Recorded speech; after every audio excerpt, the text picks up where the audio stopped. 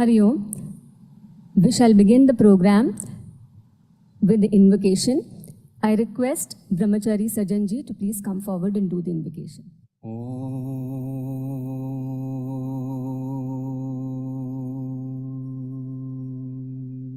Sahana Sahanau Bhunaktu Sahaviryam Karavavahai Tejasvinavadhitamastu ma vidvishavahai.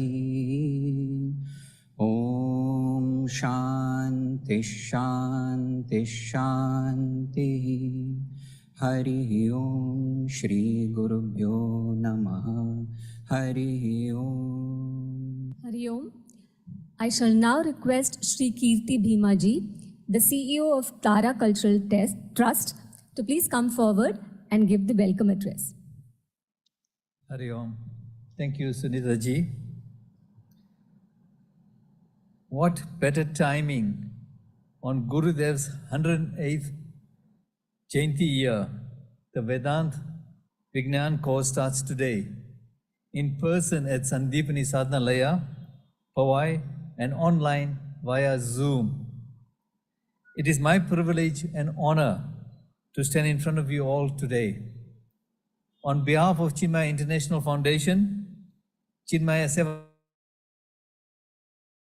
Mumbai, Central Chinmaya Mission Trust, Tara Cultural Trust, and all members of the Chinmaya family, it gives me great pleasure to welcome you all to the Vedanta Vijnana Course, spearheaded by our beloved Resident Acharya, Swami Advayananda.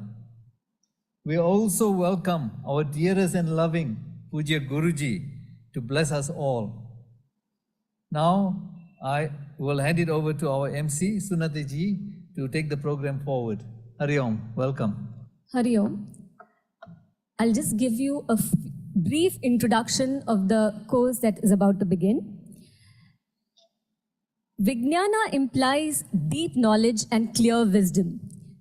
Vedanta is the comprehensive science of reality that deals with the knowledge of the self. The Vedanta Vijnana course aims to enable both a novice and a sincere spiritual seeker of Vedanta deeply and to live a transformed and evolved life. The course will cover selected texts which include Atma Bodha, Dhyana Shloka, Introduction and chapters 2, 15 and 18 and the Mundaka Upanishad. The course will consist of 1-hour sessions that will span across 88 Sundays approximately. It is eligible for all who are over 18 years. The medium of the course is English. It will be conducted in a hybrid mode, in person and online. The in-person sessions will be conducted every Sunday from 10:30 to 11:30 a.m. Indian Standard Time on site at Sandeepany Sadhanalaya, Powai, Mumbai. There will be exclusive sessions on guided meditation, question and answer, and group discussions for in-person participants. The recordings of each session will be webcast on Sunday evening at 7 p.m. Indian Standard Time. Students can access the recordings by logging into their account on the CIF website with their registered email address. In-person participants will have access to the audio recordings. The facilitator of this course is Pujya Swami Advayananda ji. A few words to introduce Swamiji. Swami Advayananda ji had joined Sandeepany Sadhanalaya, Mumbai at a young age of 18 years, inspired by Pujya Gurudev, Swami Chinmayanandaji's teachings. In 1992, he completed the Vedanta course and was initiated into Brahmacharya Diksha by Pujya Gurudev. In 2003, he was initiated into Sannyasa by Pujya Guruji, Swami Tejomayananda ji. Swamiji has initially served in the Chinmaya Mission centers at Kodaikanal and Trichy. He has guided the spiritual and cultural education at Chinmaya International Residential School at Coimbatore. He has been the Acharya of the Vedanta Course at Sandeepany Vidya Mandir, Coimbatore, the 15th Vedanta Course at Sandeepany Sadhanalaya, Mumbai, and the Vedanta Sadhaka Course at Adi Shankara Nilayam. Swamiji has authored various books, contributed numerous research articles, edited several works, and curated many home study courses on Vedanta. Presently, Swami Advayananda is the Resident Acharya of the 19th Vedanta Course at Sandeepany Sadhanalaya, Mumbai, the President of the Chinmaya International Foundation, and the Trustee of the Chinmaya Vishwa Vidyapith. I now humbly request Puja Guruji to please render the Ashirvachan. Hari Om Sri Ganeshaya Namaha, Om Sri Saraswatyai Namaha, Om Sri Gurubhyo Namaha, Om Samasta Jana Kalyane Niratam Karunamayam, Namami Chinmayam Devam Sadgurum Brahma Vidvaram, Om Shruti Smriti Purananam Alayam Karunalayam, Namami Bhagavat.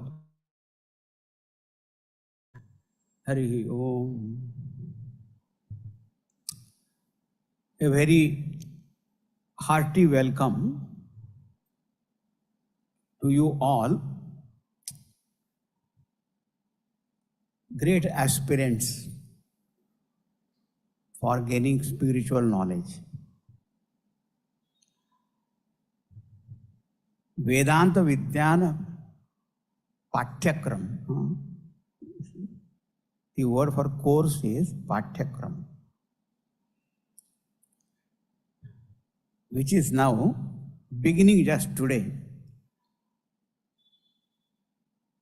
And as Kirti Bhai said, this very wonderful program dedicated to our Param Puja Gurudev.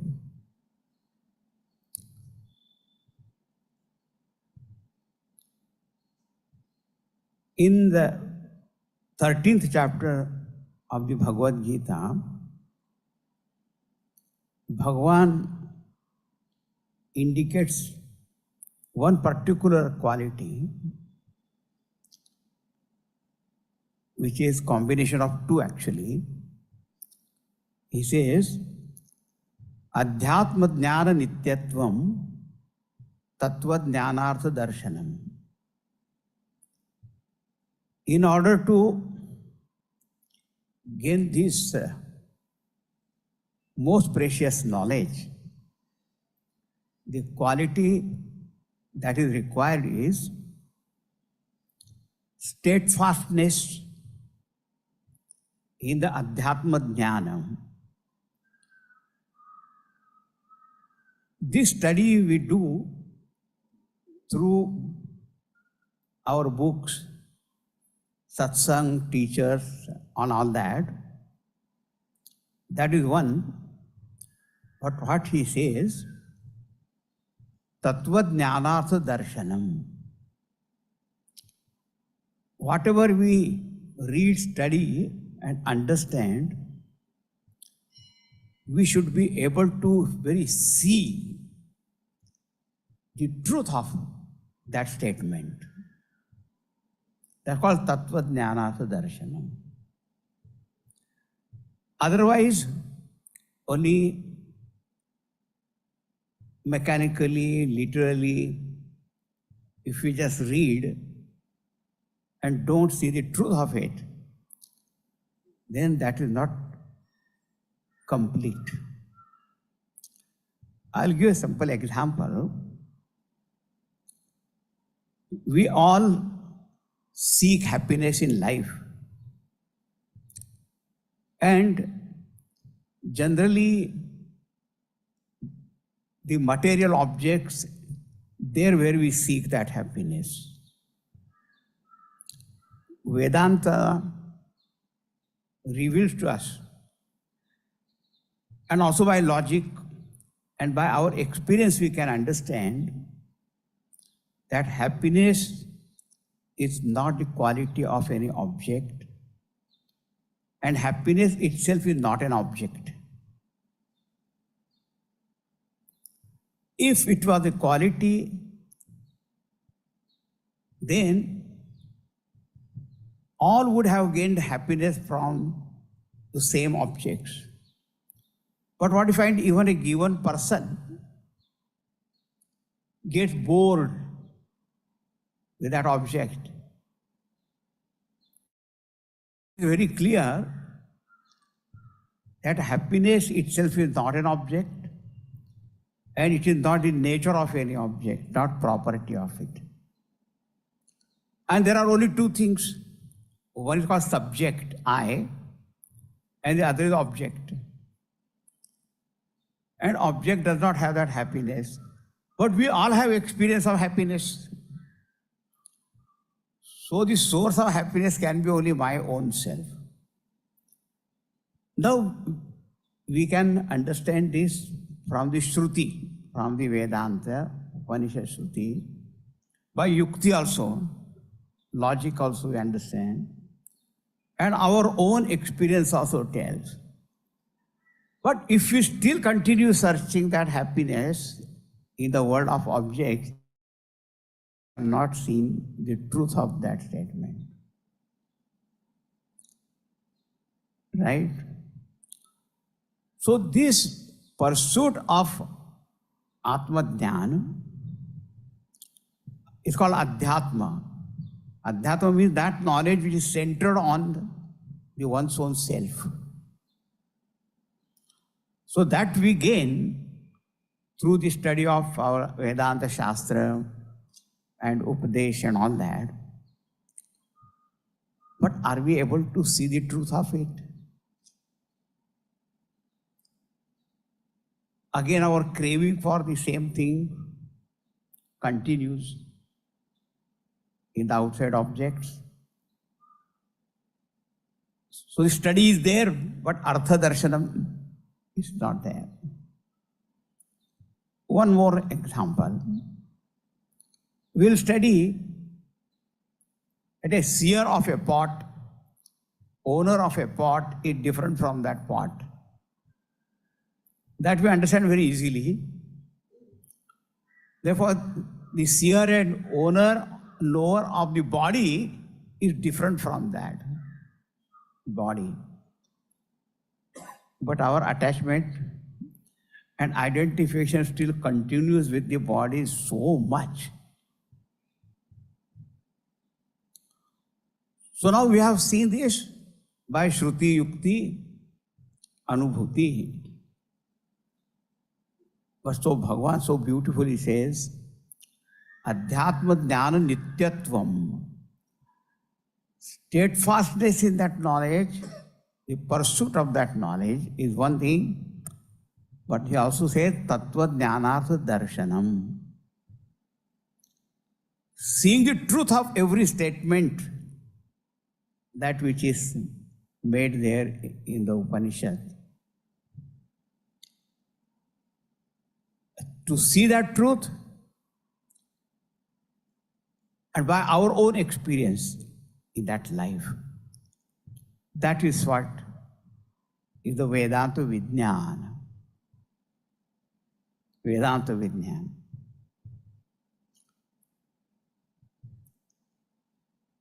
I am very pleased that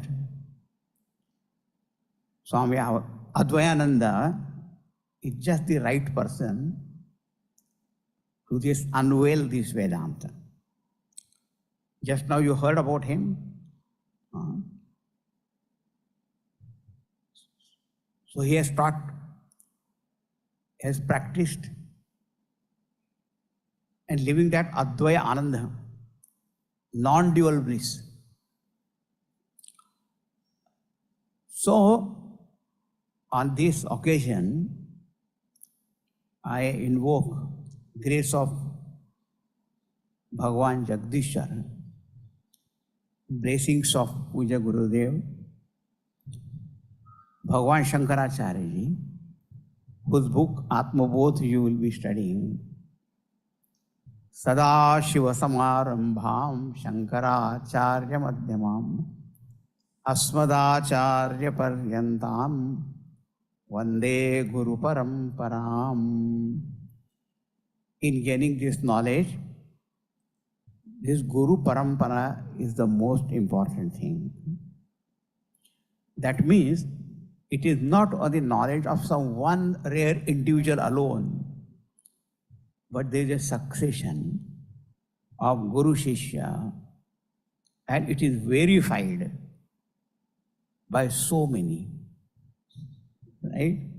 That's why in the Upanishads and even the Bhagavad Gita itself, Bhagavan also gives the Guru Shishya Parampara. That means it is a tested knowledge. It is verified knowledge. It is not a guesswork of someone. So therefore, it should also become our own knowledge on the strength of the Upanishad Pramana and the Aptavakya Pramana, the words of the realized masters, and our own experience. So I wish you all success in the study and seeing the Artha Darshanam. Hearty congratulations, Swamiji and you all. Thank you very much. Now enjoy.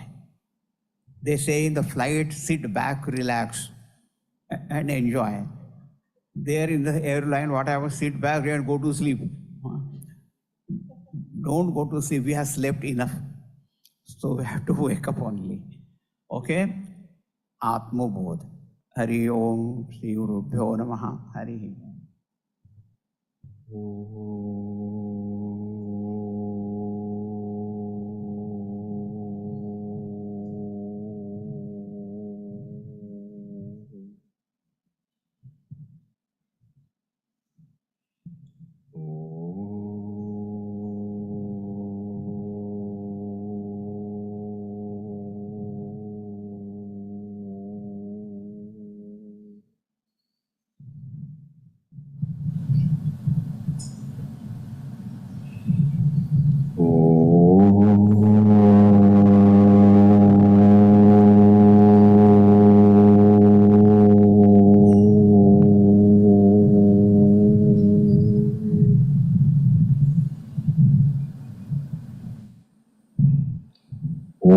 Shri Ganeshaya Namaha. Om Shri Saraswati Namaha. Om Shri Gurubhyo Namaha.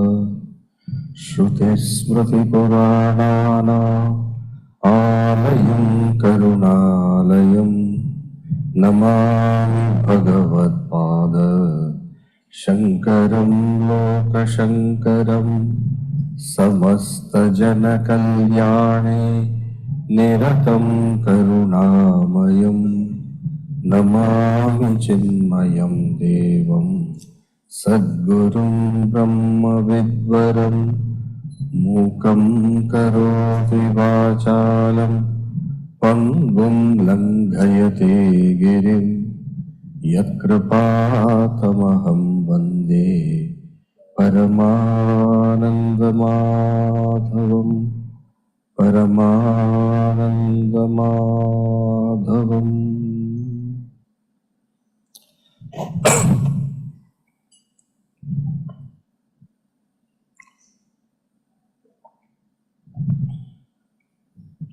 We are all extremely grateful that Pujya Guruji could come here and he inaugurated this Vedanta Vijnana course is what is written there. If you see what Guruji said, he said Patyakrama. That's a Sanskrit word for course. So Patyakrama means Patya is studies, Patyakrama. Krama is order, structure, system. So an order, there is structure, there is system. So when you say order, one after another, that's order. When you say structure, there is a certain methodology. One after another is order, structure is a methodology. Right? So in this Vedanta Vijnana Patyakrama, here also there is going to be an order and there is also going to be a methodology. But before I go to explain what is this structured methodology, I would like to have a hands, I'll ask certain questions. So I would like to know from you all, how many of you are, let's say, totally new to Vedanta? You are starting now first. Please raise your hands. Totally new. Okay. How many of you have been already introduced and you have, according to you, you have a moderate comprehension? Moderate. Okay. And how many of you have studied many texts like Bhagavad Gita also you have studied, some Upanishads also you have studied, many Prakarana Granthas you have studied. Can I have a, yeah, so there are, so here I have an audience who are beginning and who are middle and who are really, but that is an advantage. Each one of you can help the others. Now, when we say the structure, what is the first? There is a purpose. See, as far as Vedanta is concerned, it is a Shastra. You say Shastra, it has got a lot of varieties of texts handling various aspects of the knowledge. So it's a huge Shastra. Like any subject, any knowledge, which is well developed and which is which has flowered through the centuries, you'll find that they have plenty of material for study and all those things. Here, what is the purpose? What are we, when we say we are going to do slowly, systematically, we are going to study, what is the purpose we want to gain finally? This is a course devoted to give the essentials of Vedanta. Okay? Essentials of Vedanta. What are the main aspects of Vedanta one should understand? And then this course will also deal with how do you apply it in your life?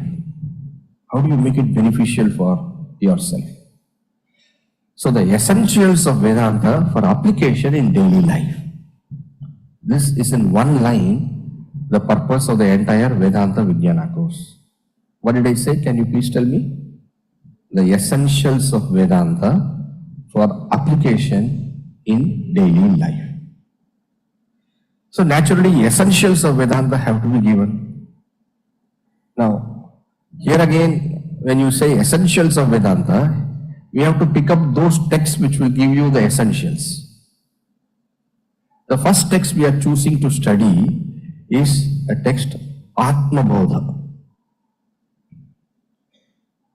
I think most of you have come, may have registered for this Atma Bodha. What does Atma Bodha deal? The word Atma Bodha itself, when you can, self-knowledge. Atma is self, Bodha is knowledge. So self-knowledge. So this is a composition by Sri Adi Shankaracharya, one of the greatest, one of the noblest, one of the most supreme kind of, say, the Acharya. We will say Acharya, the one who is a great promulgator of the knowledge. So Adi Shankaracharya's composition, Atma Bodha, this will give you the foundations that you will require for further studies. All the essential concepts that you need to understand will be covered here. So this is a very, very important text. If you master this text, if you have the right comprehension of this text, then you will find that you will be able to go further in the other texts which are going to come one after another. So after Atma Bodha, probably Atma Bodha will be 18 to 19 sessions. So after Atma Bodha, we go to Bhagavad Gita. In Bhagavad Gita, we have picked up 3 chapters. Chapter 2, chapter 15, and chapter 18. Chapter 2 is summary of the entire Bhagavad Gita. Remember what is the purpose of this course? Essentials of Vedanta for application in daily life. Bhagavad Gita deals with application of the knowledge. That is the beauty of Bhagavad Gita. You all, to some extent, will know that Arjuna in the battlefield got confused and he did not know what is the right way of action, what is to be done. And therefore Bhagavan Shri Krishna gave the knowledge to Arjuna, helped him gain that confidence in himself, made him strongly rooted in the right principles of life, and then he could act and function. So the knowledge and application in daily life, that is the crux of the Bhagavad Gita. So Bhagavad Gita chapter 2 is a summary of the entire Bhagavad Gita in prospect. The whole Bhagavad Gita is going to come. It's only the second chapter. Chapter Arjuna is sharing his confusion. So when you go to the second chapter, Bhagavan gives a summary of all that he is going to teach in the whole Bhagavad Gita. That becomes the second chapter. Now you have, after the second chapter, we are going to see the 15th chapter. 15th chapter is again a summarization chapter, but this is not the summarization just of the Bhagavad Gita. This is a summarization of all aspects of Vedanta. Vedanta Vijnana Course. Of course, Bhagavad Gita is a summarization of Vedanta, no doubt about it. But Bhagavan Shri Krishna would even in Vedanta pick up those points which are worthy of mention. And then what he does is that he strings all these essential points, and in a span of 20 verses, he covers the whole structure and philosophy and thought and knowledge of Vedanta. So 15th chapter is that special, unique chapter. And then you come to the 18th chapter. 18th chapter is again summarization. Why are we choosing these chapters of summarization? Because Vedanta Vijnana Course is what? Essentials of Vedanta. And therefore, so 18th chapter is again summarization, but how is this summarization? This is summarization in retrospect. Summarization in prospect, summarization in retrospect. The 18th chapter. But after studying the second chapter and after studying the 15th chapter, we will take the Mundaka Upanishad. We will reserve 18th chapter for the last. And what is the beauty of Mundaka Upanishad? Again, remember what is our target? Essentials. So Mundaka Upanishad, you see, the Upanishad structure and style is very different. Only when you study you will understand. They're a little mystical in nature. They present in their own language, in their own ways they present. The Upanishads have got a certain beauty which requires a certain maturity for comprehension. Actually, it is Upanishadic wisdom. Vedanta, when we say it is Upanishads only, the Upanishadic wisdom is culled down, brought to various texts like Atma Bodha and all, right? So the source of all Vedanta is the Upanishads. That's why we define Vedanta as this: Vedanto Nama Upanishad Pramanam. Vedanta is Upanishads. So Upanishads are the basic texts. So so many Upanishads are there. From all the Upanishads we have picked up Mundaka Upanishad because it does a brilliant job of bringing in all the essentials of Vedanta again. So our structure is, first we go to Atma Bodha, then we go to Gita chapter 2, then we go to Gita chapter 15, then we go to Mundaka Upanishad, and finally we conclude with the Bhagavad Gita chapter 18. So in the span of these texts, by God's grace, by Guru's blessings, we should be able to get the essentials. Right? So have I communicated to all of you about the structure of the course? Yes? Structure of the Patyakrama. I think now it's time to enter into the text. Right?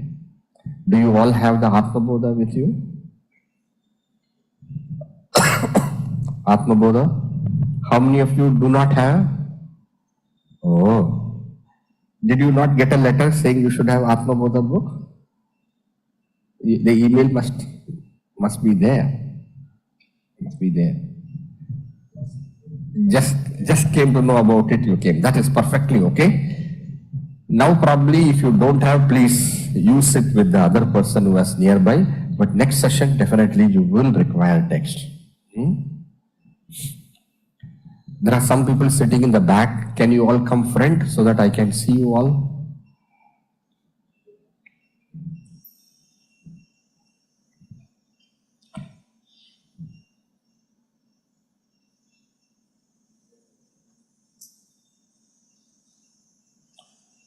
No chairs are there here?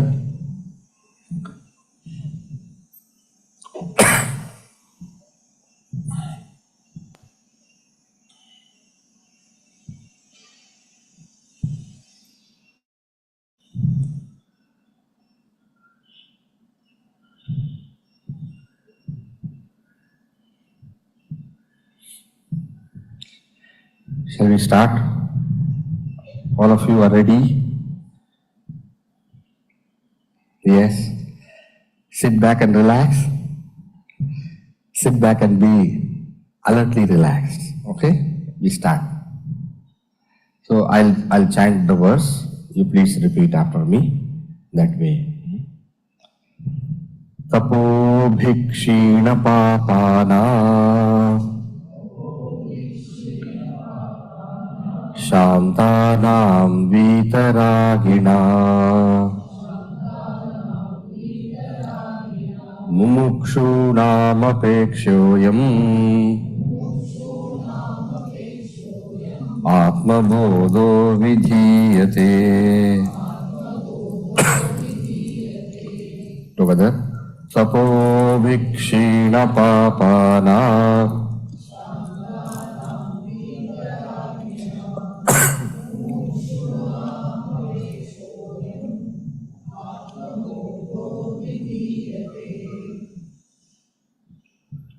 The first verse. Let us go through the words. Tapo bhikshina papana. Papa. Kshina papa. Papa is sinful tendency. Kshina papa is sinful tendencies have become minimized.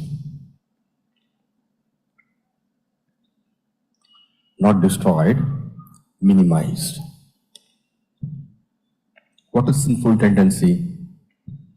Anything that causes disturbance in our mind is called a sinful tendency. Gurudev, Swami Advayananda, Puja Gurudev, he will define sin as self-insulting action. After doing which, you yourself feel bad about it. That is called as sin.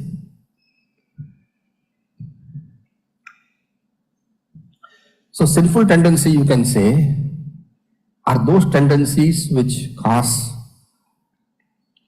anger, greed, jealousy, causing pain to others needlessly.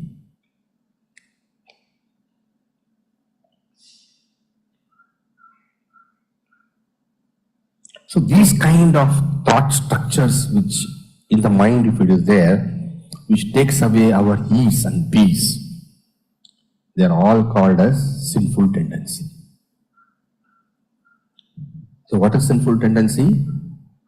The performance and doing of which creates in our mind disturbance and about which we ourselves feel bad.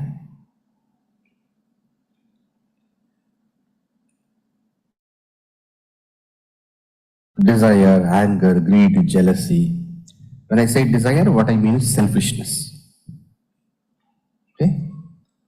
So kshina papanam, those who have an ability those who have a mind where this has become lesser, meaning they are not engaged always in selfishness. They can think a little more beyond their own personal likes and dislikes. They can, when somebody has got a sorrow and pain, they are able to identify and say, oh, not that when somebody has sorrow and pain, good, very good, suffer. So those whose minds have become little pure, that is what is meant here. And then Shantana, they are able to exercise a certain quietude of their mind. They are able to tell no to the mind if they want to. So mind has got a certain channel, and once one understands that this is not the right way of thinking, mind, stop it, you are not going to do it. Those who can exercise that control over their mind. That is called a Shantanam. Shantanam, we normally understand Shanta as peace, but here Shanta is used in a technical sense, coming from the word Shama, which means mental restraint.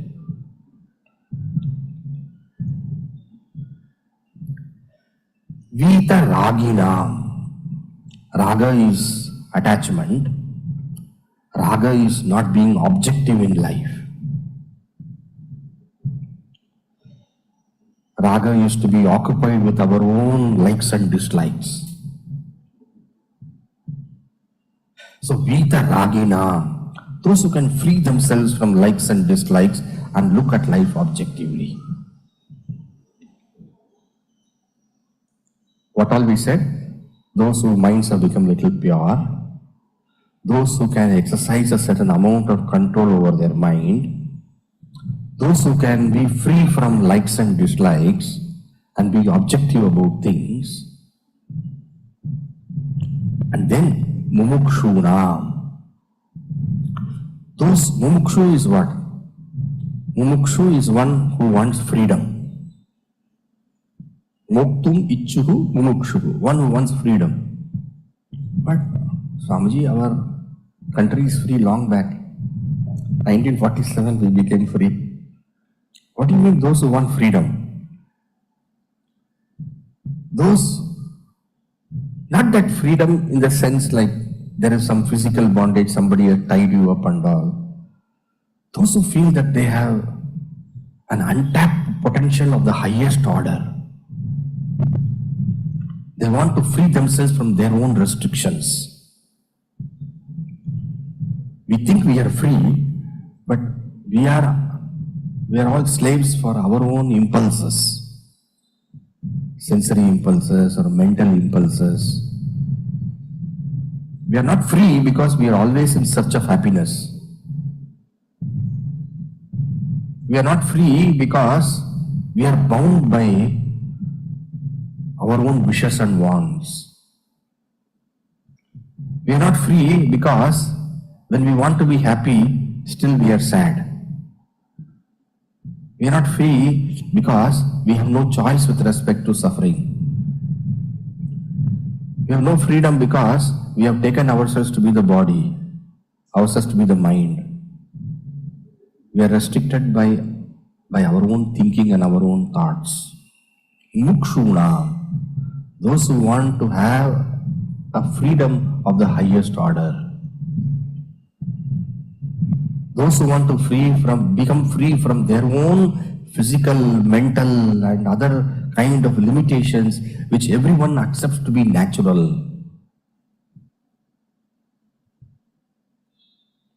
There are some people, everything you have, I have wealth, I have happiness, I have a lovely wife, I have a understanding husband, I have good children, but yet there is some incompleteness in me. I want something greater, something larger, something bigger, something very, very different. So those who are in search for a deeper value for life. Mumukshuna. So for these people of this nature, Ayam Atmabodha Vidiyate.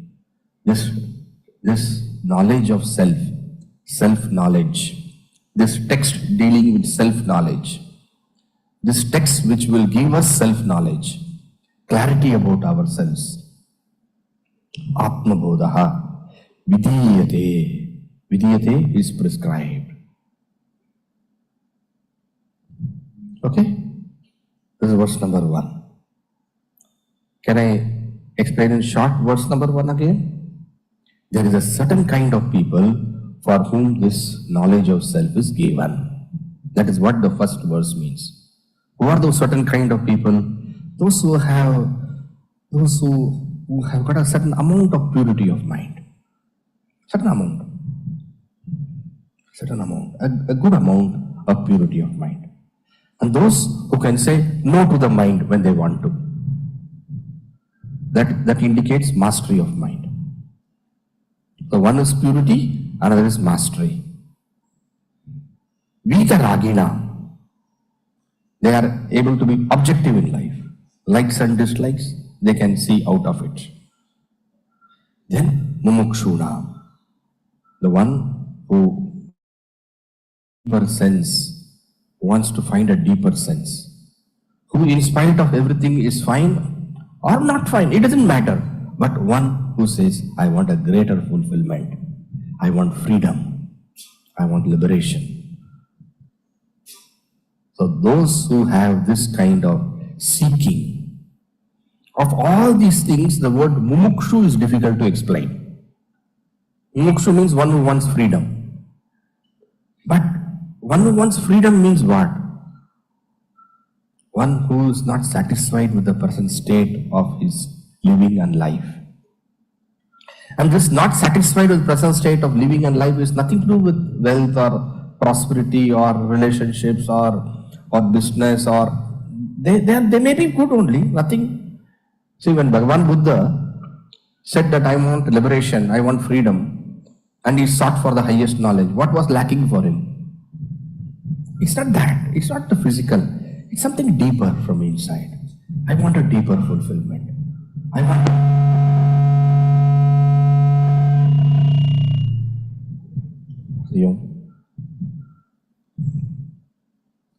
Hari Om. It's okay.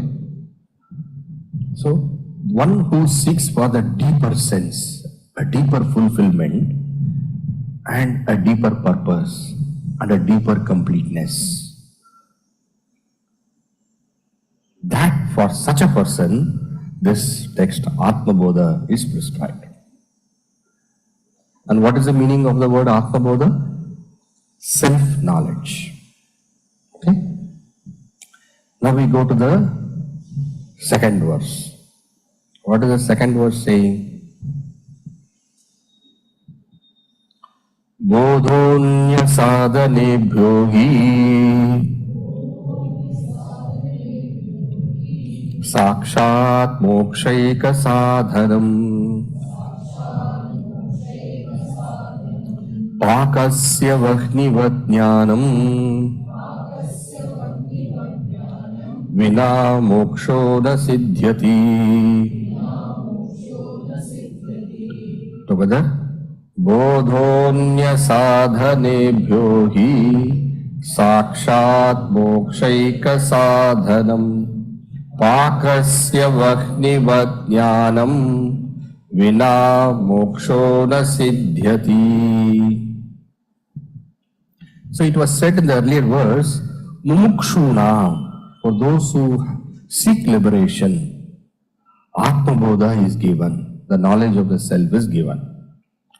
Now the question comes, for those who seek liberation, why should self-knowledge be given? Why can't something else also solve the problem? So somebody who is a mumukshu is one who wants moksha. For moksha, why do you want self-knowledge? Why can't you? Something else can also, right? Why only Bodha should be given? So the answer is given here. Anya sadhanebhyaha. There may be so many sadhanas, so many spiritual practices. Like one can say japa, one can say puja, one can say going to temple, one can say going to various places for spiritual, so going to Haridwar, Rishikesh, so many spiritual practices are there. Of all of them, why are you suggesting only knowledge? What is the significance of knowledge, self-knowledge being suggested for a person who wants liberation? The answer is given. Anya sadhanebhyaha bodhaha hi sakshat mokshaika sadhanam. For moksha, for liberation, knowledge is only the direct means. For liberation, moksha. You see there, mokshaika sadhanam. And then it is said sakshat. For liberation, knowledge is the direct means, sakshat. The direct means. Every other means that you can have, they are not direct. Direct means what? If this is there, this will be there. If I put on the, let us say, light, electricity, everything is there, let us say, if I put on the switch, light will go on. That is direct. So direct is, this will immediately give that without any lag. That's called direct. So what is said here? For moksha, the direct means is self-knowledge. That means one has to understand first of all what is this moksha. Am I audible to the last row? Yeah, it's audible? Okay. So what is this moksha? Today, we have taken ourselves to be the body. And because of the body, the limitations of the body are on me. For example, I have taken myself to be the body means what? I have taken myself to be a man. Somebody has taken oneself to be a woman. Now, based on the body, I have relationships also made. Now, based on the body, I not only have relationships made, I also have the notion of where I was born, which country I was born. And I have a certain sense of identification through all these things. So I'm a man, I'm of this nationality, I'm of this language, and these are my parents, these are my family. Now when I take myself to be a body, you see how many things are coming to me. Are you seeing that there are certain things which are coming to me because I have taken myself to be the body?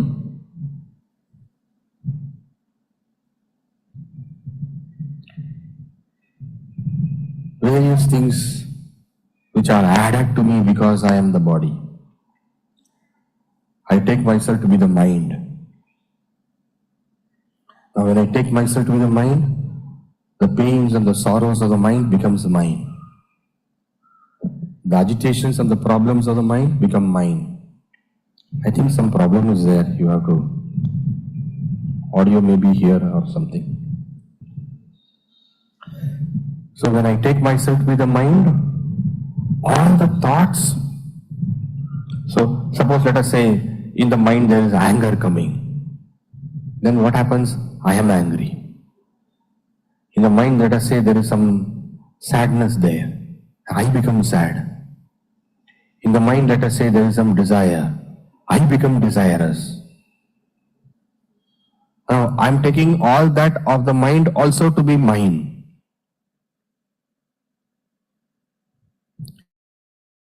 The body, mind happens to me.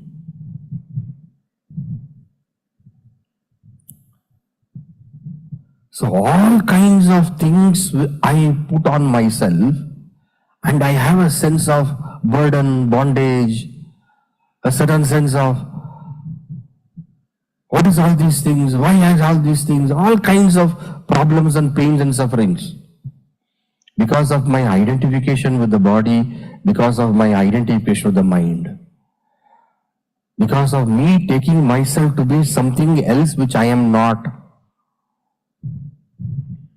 When all these things happen, then what happens? I feel a sense of not feeling comfortable, not feeling that sense of ease, feeling lost, feeling too much of burden, this, that, and everything I've added to me because of my own identification. Now, what does knowledge do? Knowledge gives me a clarity of who I am. And once I understand who I am, once I understand I am not the body, the limitations of the body are no more mine. Once I understand I am not the mind, then the limitations of the mind are not anymore mine. Now, through this body, through this mind, we make so many kind of attachments, so many kind of peripheral needs. Suddenly what happens? When I am not all these things, then all these things don't matter. Like for example, let us say, simple example, I am not the body. Now, when you say I am not the body, let's say, for example, you have some, let's say some fever or some kind of physical illness. Now you will be able to look at that objectively. Say fever, right? What is to be done about it? Whatever is to be done, you will do about it. But mentally, how? You will be set and free. So freedom we get by having a clarity about who we are. Fever is not going to go away just because you say I am another body. But you will have a certain, what is happening? But you will have a certain ability by which you look at things very objectively. You see, it is said like that. I'm sure if any doctors are here, they can confirm. Suppose it is someone who is very near and dear to you, and they are sick, and a surgery is to be performed. You may be the best doctor, but suppose it is your wife. You say better you find some other doctor for that. Who can do that surgery? Why? What is the problem? You are the best doctor. Say no. Attachment will cloud. I will not be objective enough. Why? You are the best, right? You are the best. You should be able to do, right? No. Right. You can solve all problems as long as it is not your problem. Somebody has got a problem, you are giving super idea, solution, everything, and the person says, but when it comes to you, what happens?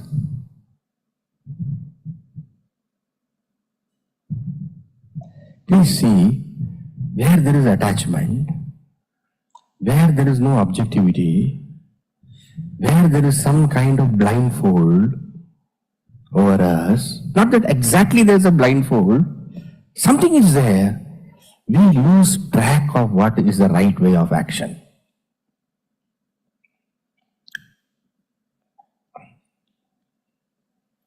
Now, Vedanta goes very, very deep.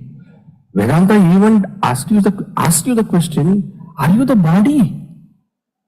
Now, other problem is okay.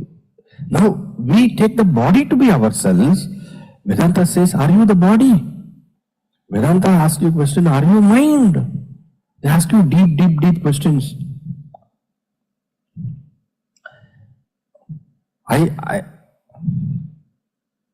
now when I say, are you the body? You will say, yes, I am the body. Vedanta says, how can you be the body? You are aware of the body.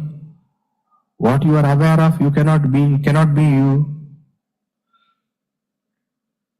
Somebody said to a Mahatma, I'm a very angry person. A very angry person. So he went to that Mahatma and said that, I'm a very angry person, can you give solution to my anger?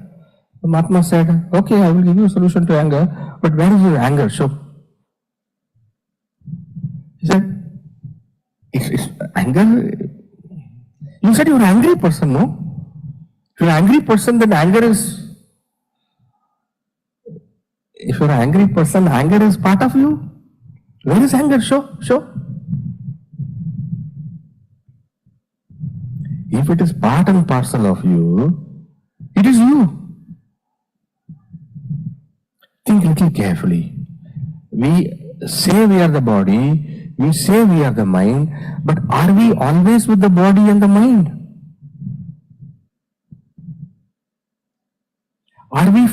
Can we be there without the body and mind? For example, in deep sleep. In deep sleep, are you aware of the body? No. Are you having a mind in deep sleep? No. But in spite of all those things, you are not dead. You are.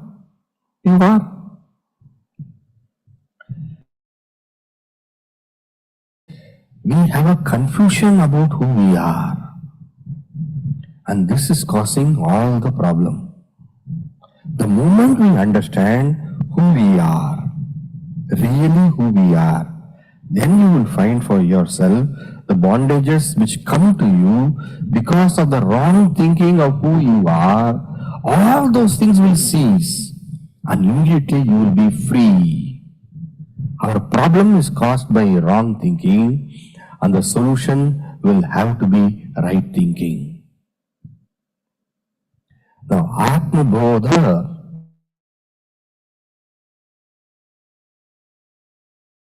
the general, simple, literal sense of being bound or somebody is tied and all those things, or freedom from poverty and all those. No, we are not talking of those kind of things, Those kind of freedoms have to be handled in their own different ways. But for a person who seeks a deeper freedom, I mean, everything is fine, but still I don't feel complete. There is something lacking. There is something. A person who is so sensitive to find out this problem in one's life, for that person, Vedanta says, the solution is you find out who you are. Your true nature is infinite existence, pure consciousness, and absolute bliss. This is a declaration. This was what you must have heard often as Atma is Satchidananda. Sat is existence, Chit is consciousness, and Ananda is pure bliss. But today we have taken ourselves with the body. And the body is inert body. Body is made up of what? Calcium, carbon, phosphorus, nitrogen, oxygen, all these kinds of things only. And all of them are inert. Whether you take a potato or a tomato or you take rice, wheat and all of them, only has become this body. Taking this body to be this, then we have limitations based on the body. Taking oneself to be the mind, we have limitations based on the mind. We are burdening ourselves by our wrong identification. Atma Bodha gives you the right knowledge of who you are and liberates you from the bondage which comes because of wrong identification.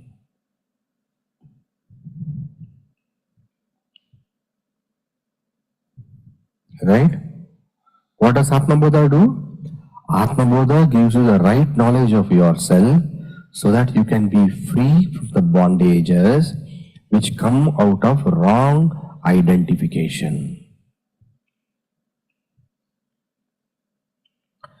Wrong identification is bondage.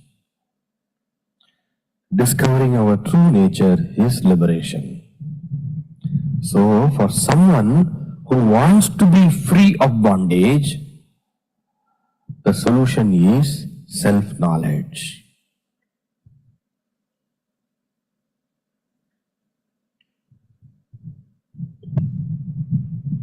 But what about other spiritual practices? Self-knowledge is core of spirituality, you can say. But what about other spiritual practices? Should I give up all those spiritual practices? Now, I should gain only self-knowledge. Right. So what? I've been doing japa from so many years, Every day I do Om Namah Shivaya, Om Namah Shivaya. Should I drop it? Each one will have a different. Someone will say that I go to a temple daily. That may be that person's way of spiritual life. Another person says, my spiritual life is that daily I study the Bhagavad Gita, or daily I whatever one is doing. What about all of them? Are they required or not required? What I said is that self-knowledge is a direct means. All of them are indirect means. But I have to explain what is indirect means, because when I say indirect means, it won't become clear. Direct means, what is the meaning of direct means? If I put on that switch, light will come.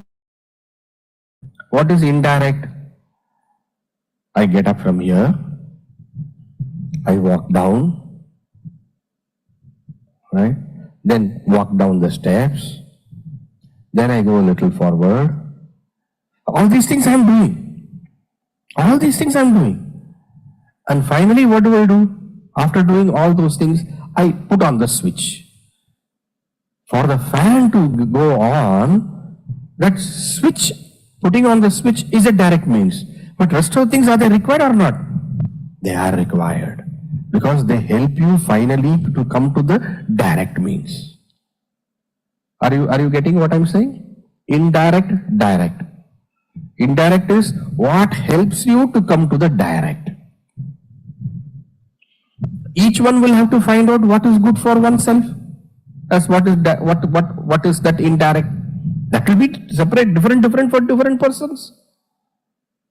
One person will say, "How I love japa." Another person says, "I love puja." Another person says, "I like to, bring in my mind the form of Lord Shiva, that beautiful Jagadishvara who is there. I just sit down there and I can forget everything." That is that person's. Another person says, just I listen to those lovely songs of Tyagaraja. Meera bhajans. Each one of us will have our own ways and means to connect with the divine. These are all indirect means. But they will all prepare us to come to the direct means.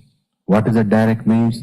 The direct means for liberation is self-knowledge. Why is the direct means for liberation self-knowledge? Because bondage is caused by wrong identification.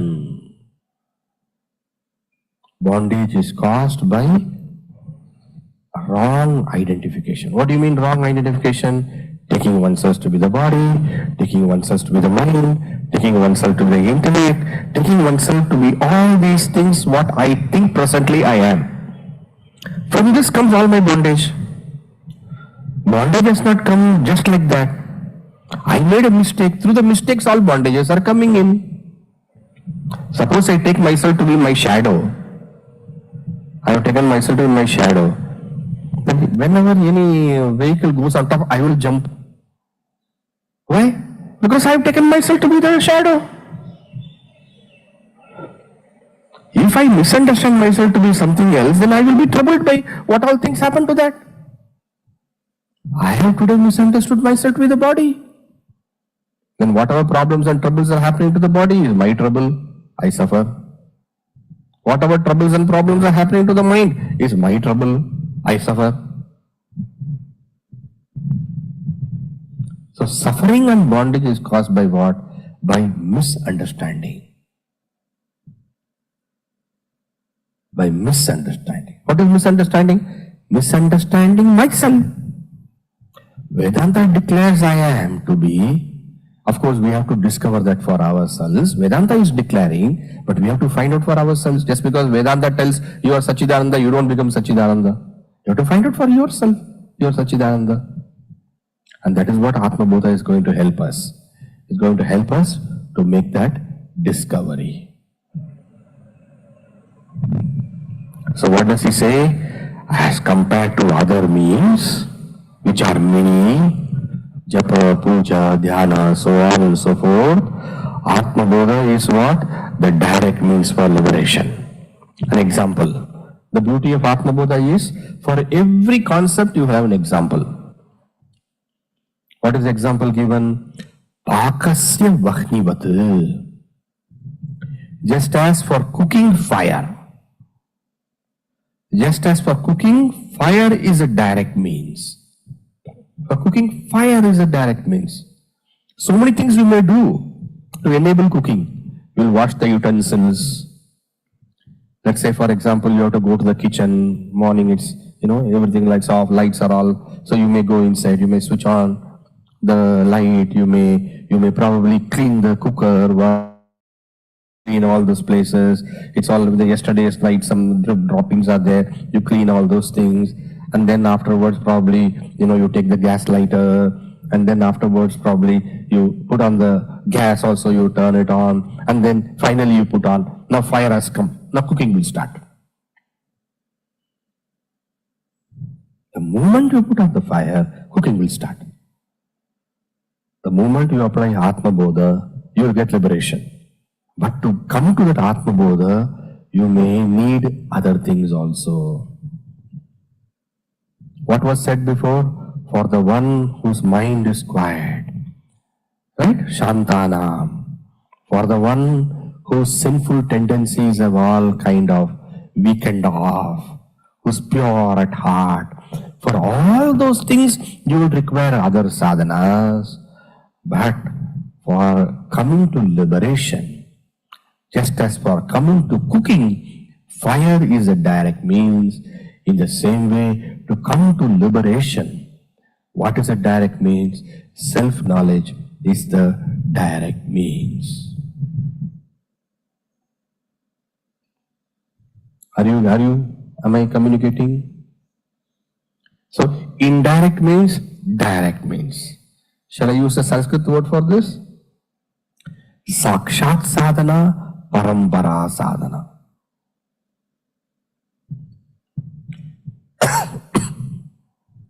Sakshat sadhana, parampara sadhana. Just because you do everything, wash the utensil, you have cut the vegetable, and you have cleaned it, you put on the light, and then the gas cooker is all cleaned up. Everything is fine and all is fine. Gas also has been turned off. But suppose fire you have not put. Sometimes to boil milk you do everything and forget to put the fire. Then after 15 minutes you come, what has happened?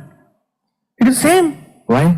Everything was done except the fire. The agency of fire has not been invoked there. Then what will happen? Cooking will not be there. So you do everything. Mind is all quiet and everything all the sinful tendencies are reduced. Purity of mind is there, and then mind is also in control, etc., etc. But such a good human being, such a lovely person, everything is so perfect. But Atma Bodha is not there. Then bondage will continue to be there as it is. Okay? So we should know the relative value of all sadhanas. No sadhana is decried, but we should know the relative value. Everything has a place and everything in its right place.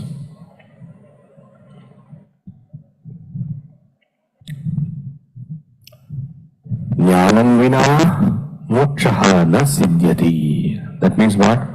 Look at this. Bodhonya sadhanebhyo hi sakshat mokshaika sadhanam pakasya vahnivat jnanam vina moksho na siddhyati. And if you don't have that jnana, that Atma Bodha, everything may be there, but liberation may not be there. So one does japa, mind becomes focused. One does karma yoga, mind becomes pure. One learns to speak softly, quietly. One learns to speak truly. One learns to speak, right amount of words to communicate and all those things. Yes, you get a lot of peace of mind because of all these things. No gossiping, this, that, etc. There's a relative goodness and there's a relative freedom and all those things. But moksha, liberation, is possible only through self-knowledge. Why? Because what is bondage we have to understand. Then only we will be able to understand why liberation is possible through self-knowledge. What is bondage? Again I am repeating. What is bondage? Misunderstanding oneself to be the body, mind and intellect. What is bondage? Misunderstanding oneself to be the body, mind and intellect. BMI. Gurudev's chart. What is bondage? Misunderstanding mind and intellect. What is liberation? To be free of this misunderstanding. How can you gain this liberation then? Only by knowledge of who I am. If you understand what is bondage, then alone this statement that liberation is gained by self-knowledge will become clear. If you think liberation is going to some loka, somewhere going to some kind of distant Brahma loka, Vaikuntha loka, Shiva loka, O loka, Ye loka, or some loka after death you have to go somewhere, then you will not understand this.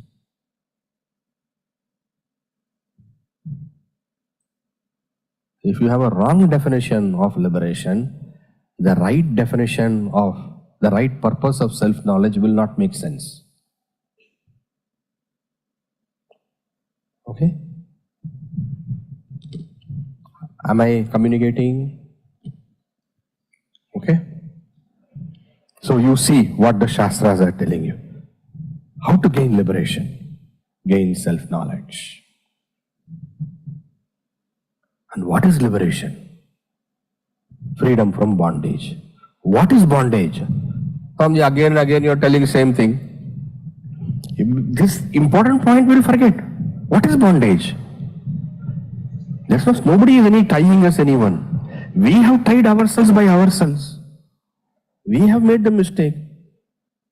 A drunkard goes and hugs a pillar and says, "Uncle," and then says, "Uncle, you are not leaving me, uncle, you are not leaving me."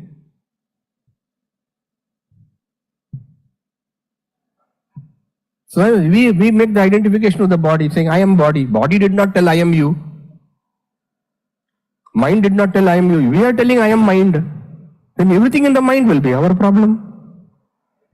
Suppose I think that this mic is me, every time it creates a problem, I will think I have a problem. Is it not? That is a problem we have done to ourselves. We have created all the troubles for ourselves by our own wrong thinking.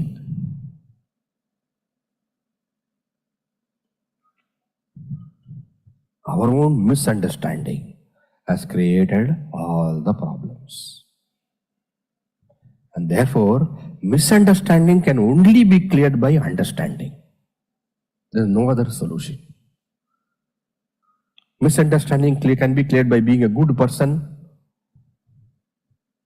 One should be a good person, but misunderstanding cannot be cleared by being a good person.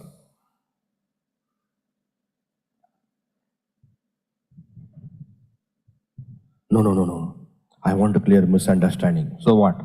I'm going to increase my japa now. Daily I was doing 3 malas, now I'm going to do from 2 or 10 malas. Misunderstanding, my dear, is a problem. Nobody is telling you don't do japa for 10 malas. You do it. 15 times also you do if you have time. What is the problem? You can do. But that purpose is something that will bring you concentration, give you concentration. And if I am well concentrated, and if I have purity of mind and thinking, I will get self-knowledge. That is correct. That is correct. That is correct. Purity of mind will help you to gain self-knowledge. Correct. But purity of mind is self-knowledge is not correct. Concentration will give you self-knowledge. Correct. But concentration is self-knowledge. Wrong. Purity of mind is not there. Concentration of mind is not there. Self-knowledge will not work. Correct. You are right. It will not work. Agreed. All those things are correct. Why? They are all indirect means. Self-knowledge is direct means. Indirect means helps one to come to the direct means. But indirect means is not equal to direct means. So the relative value of all sadhanas is to be understood, O sadhaka. And this is what Bhagavan Shankaracharya is telling us in the second verse. The first verse, what did he tell? For those who seek liberation, self-knowledge is prescribed. The second verse, what did he say? Self-knowledge is a direct means for liberation. Second verse. Third verse also we'll see. Our time is till 11:30, right? Avirodhitaya karma na vidyam vinivartaye vidya vidyam nihantyeva tejas timira sanghavat avirodhitaya karma na vidya nihantyeva tejas timira sanghavat. You all see the importance of having book, you know? Book is required. I remember our Gurudev Swamiji, he used to say, all of you should have a book. I don't care whether you beg, borrow or steal. That's what he used to say. After the book should be readily available. You should make a point to have a book.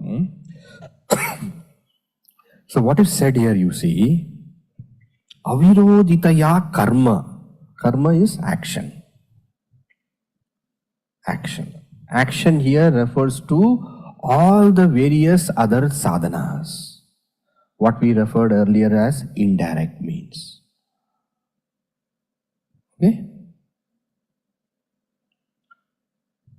And what is said here, since all of them, whatever they may be, whatever those sadhanas are, whether it's, say, for example, japa, whether we say it is dhyana, or whether we say puja, or whether we say going to temple, whether we say whatever, so many varieties, so many sadhanas are there, right? They don't have direct opposition to misunderstanding. They don't have direct opposition to ignorance. Ignorance is what? We have taken ourselves to be the body, that is ignorance. We have taken ourselves to be the mind, that is ignorance. We have taken ourselves to be the intellect, that is ignorance. All these sadhanas, all these activities, karma, all of them are not directly opposed to ignorance.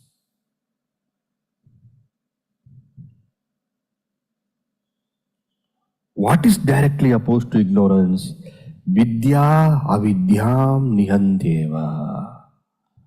Knowledge alone, vidya. What was earlier called as bodha, knowledge. Vidya avidyam. Avidya is what? Ignorance. Ignorance is what? Misunderstanding ourselves to be the BMI. Vidya avidyam nihantyeva. Only knowledge can remove ignorance. Because why? They alone have got direct opposition. Opposition.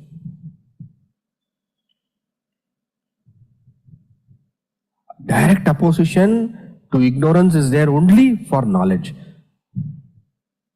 Like how Tejas Timira Sanghavat.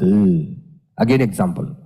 As I said, every concept of Vedanta, Atma Bodha will give you an example to get you an understanding. So darkness is there, plenty of darkness is there. In a room, darkness is there, or nothing, no light, nothing is there. The whole darkness has been there for so long, darkness, full darkness, pitch darkness. You can't even see anything. You can't even see your hand in front of you. So much of darkness is there. You decide, all this darkness has to go away.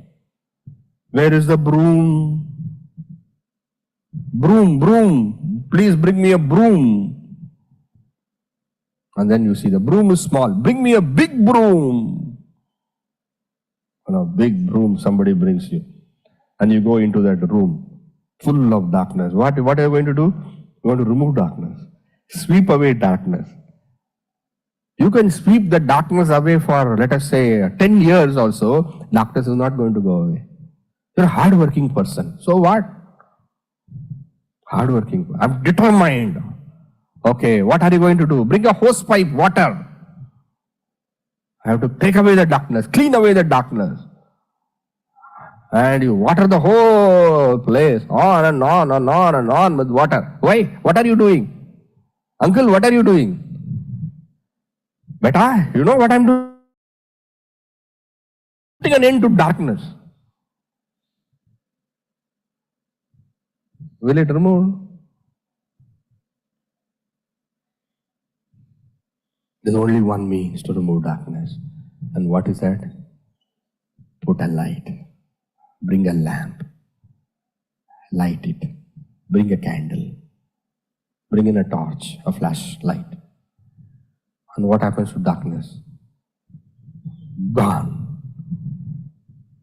Gone. Why? Direct opposition to darkness is light. Direct opposition to misunderstanding is right understanding. The only, not just the means, the only expedient means here, the actual means, the only means here. In the earlier verse it was there, mokshaika sadhanam, eka sadhanam. This alone is the means. Not only is knowledge the direct means, knowledge is the only means. Because the problem is ignorance. First we have to identify the problem, then the solution. You have fever, doctor gives you paracetamol. Has it gone? No, not gone. 3 days afterwards, again you say it's there. Again it is there. Doctor increases the medicine also. Dosage also increases. Paracetamol. Gives you a stronger dose. Gives you a different variety of that medicine. Different company.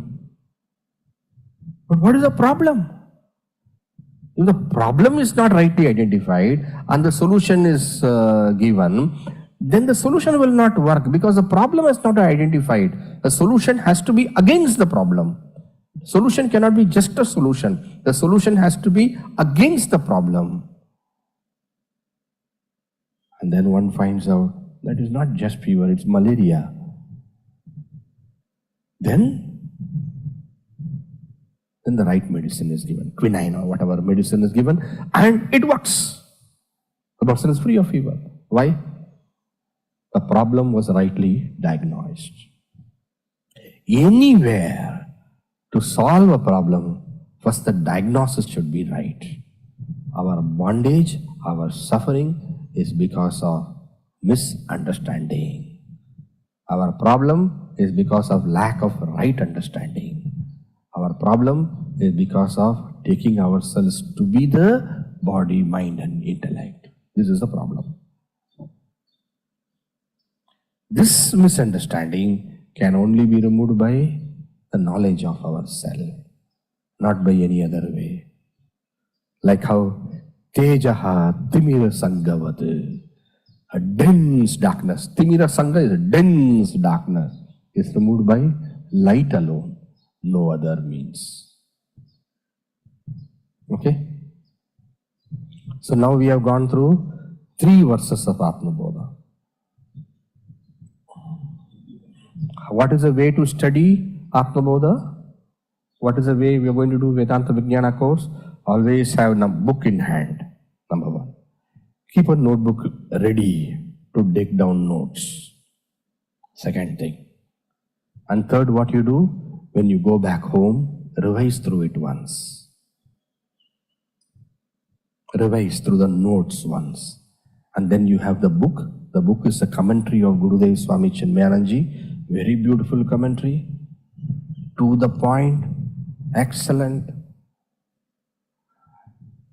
You just go through that commentary once. Okay? I have said 4 things. What are the 4 things? Very simple thing. Number 1, book.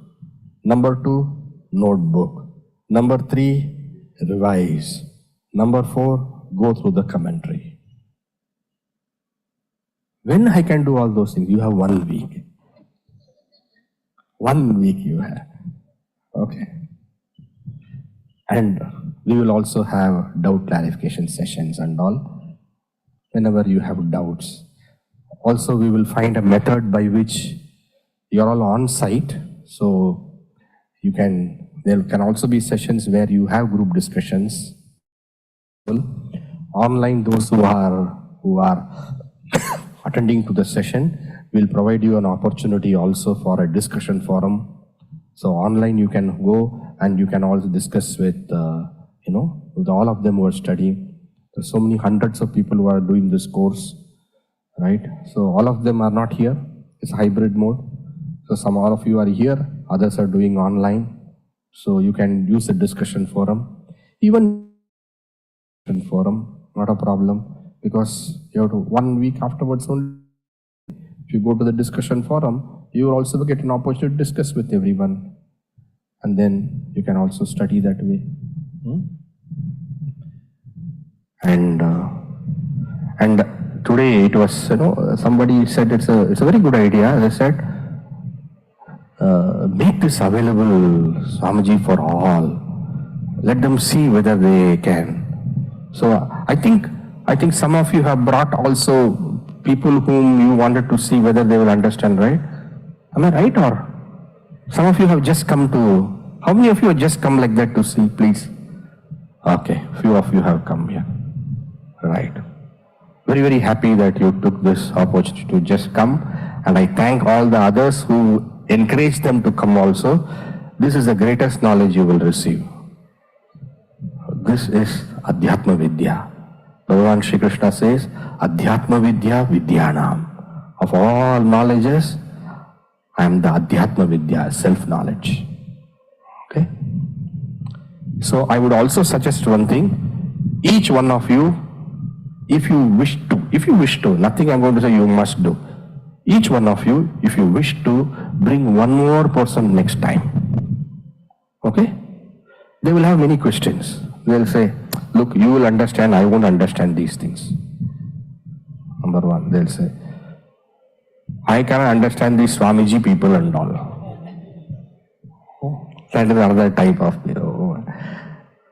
Look, these are all good things, but we should all do it at old age. Somebody will say like that and all kinds of crap they will tell. For them, there's only one solution.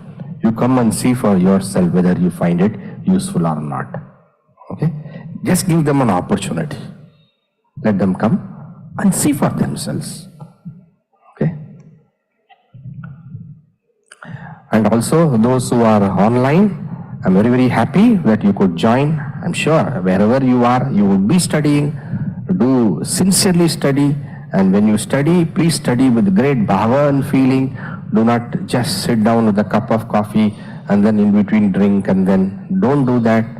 Just sit as though you are doing a very divine worship of the Lord. Okay, with full attention, you focus and you do your best. Okay, this I am telling to those who are online. Here I see all of you. Wish you all the best always. And is there something you would like to ask me? Atmabodha is considered Prakarana Grantha, where it is talking about for those who are mumukshus. Yeah. See, his question is, Atmabodha is considered to be a Prakarana Grantha, and still it is said it is for mumukshu. Vedanta is for mumukshu. Vedanta is for one who wants to be liberated. So mumukshu is what? Mumukshu is one who wants liberation. So whether it is a Prakarana Grantha, whether it is a Bhagavad Gita, whether it is a Upanishad, or whether it is a Brahma Sutra, the entire Vedanta is for mumukshu. It doesn't matter what kind of text it is. The only beauty of Prakarana Grantha is, Prakarana Grantha makes those concepts easier and makes it. Atmabodha is a Prakarana Grantha.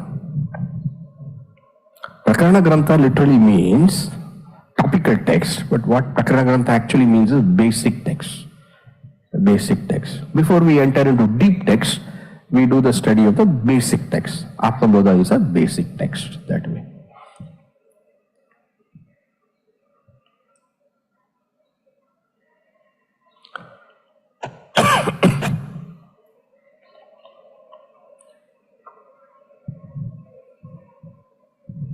Swamiji.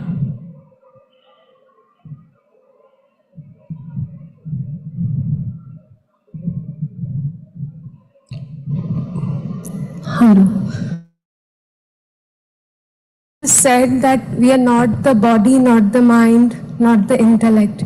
Which part of me has to understand this then? Intellect has to understand. Intellect has to understand. Mistake has been, all misunderstanding is by intellect. All understanding is by That capacity to understand what is right and what is wrong is the intellect? Yes, that is a lower form of intellect. Okay. This is a higher form of understanding. Okay. See, for example, what to eat, what not to eat. Intellect only says. What is right action, what is wrong action, that also intellect only says. And intellect can also give us an understanding of what is right thinking, what is wrong thinking. Okay. The wrong thinking which is there in us, which is also a thinking, Yes. should be corrected by right thinking. Ignorance is, misunderstanding is from the intellect. Right understanding also has to happen in the intellect. And the greatest understanding the intellect can ever have is, the self is not the intellect. Okay. Thank you.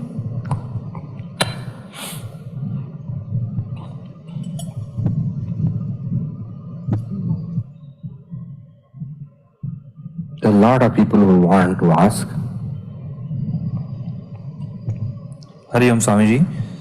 So various Prakarana Granthas deals with various topics. So how many Prakarana Granthas would we need to learn to understand the Prasthantraya better? First you start with this Vedanta Vijnana course. You understand this well. Okay? After the Prasthanatraya, you are going to study the Bhagavad Gita also. You know few chapters we are studying. And Upanishad is also Prasthanatraya. Upanishad also. Shruti, Smriti and Shruti, Smriti and Nyaya. These are the three Prasthanas. The Nyaya Prasthana you have Brahma Sutra.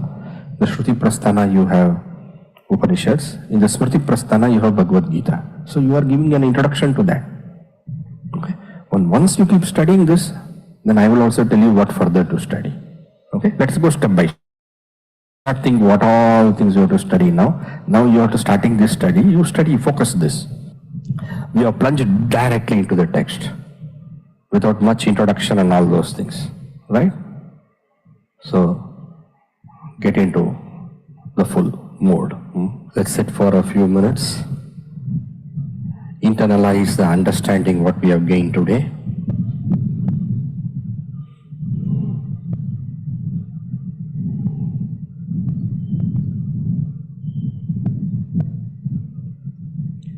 Bring to your mind the main points.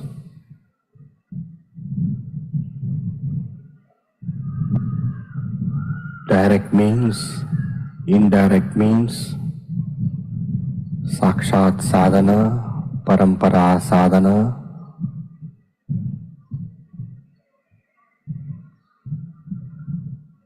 every sadhana has a purpose, every sadhana has a place, but everything in its right place. For the one who seeks liberation, self-knowledge is a direct means. All spiritual practices are required to prepare one for self-knowledge. But self-knowledge alone can give liberation, because bondage is misunderstanding oneself to be the body, mind and intellect. And liberation is to discover one's own true self and abide as one's own true self, which Vedanta declares to us to be Sat, Chit and Ananda.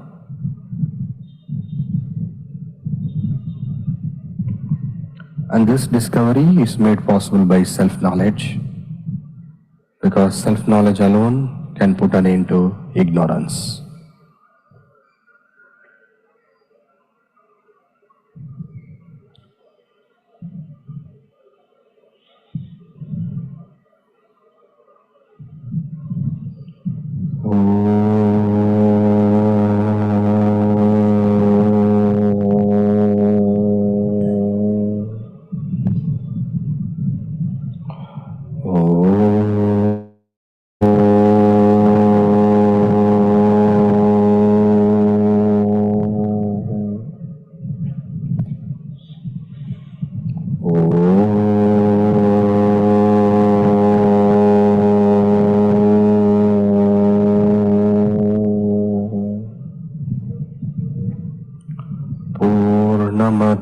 Purnamidam Purnat Purnamudachyate Purnasya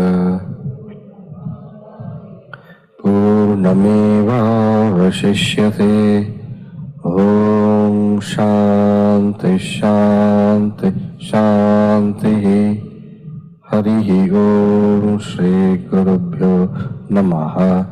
Harihi Om.